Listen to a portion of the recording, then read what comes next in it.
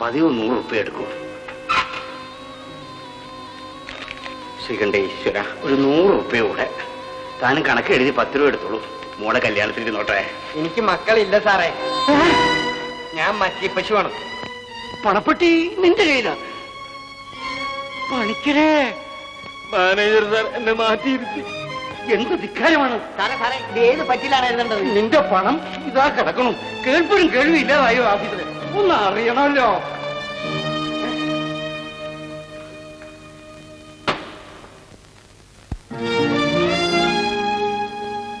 അല്ല, എന്താണ് ഈ തോന്നിയാസങ്ങൾക്ക് അർത്ഥം? ഈ എണ്ണം കെട്ട മാറ്റങ്ങൾക്ക് എന്താവശ്യമെന്ന് ചോദ്യം മനസ്സിലായില്ല. മനസ്സിലായില്ലേ? ആ പണപ്പെട്ടിക്കെടുത്ത് അവൻ ഇരിക്കണത് എന്തിനാ? ഇത് ചില്ലറ കാര്യങ്ങളല്ല. ഇത് കുഴപ്പങ്ങളുടെ ഒരു കൊടുങ്കാറ്റ് തന്നെ ഉണ്ടാക്കും. കുഴപ്പങ്ങൾ തീർക്കാനാണ് ഈ മാറ്റം വരുത്തിയത്. ആഹാ, ഇവിടെ എന്ത് കുഴപ്പങ്ങൾ ഉണ്ടായി? കുഴപ്പങ്ങളല്ലേ ഉള്ളൂ. അതെന്നെക്കാളും ശങ്കരപ്പിള്ളയ്ക്ക് അറിയാമല്ലോ. എനിക്കിതൊന്നും അത്ര പിടിക്കണില്ല. നമുക്ക് പിടിക്കാത്തതാണല്ലോ ഈ ലോകത്ത് അധികവും നടക്കുന്നത്. ശങ്കരപ്പിള്ളയുടെ ജോലി മാത്രം ചെയ്താൽ മതി. എന്റെ ജോലി എനിക്ക് വിട്ടു തന്നിട്ടുണ്ട്. അത് ഞാൻ അയച്ചോളാം. പക്ഷെ ഇതൊന്നും അത്ര നല്ലതല്ല.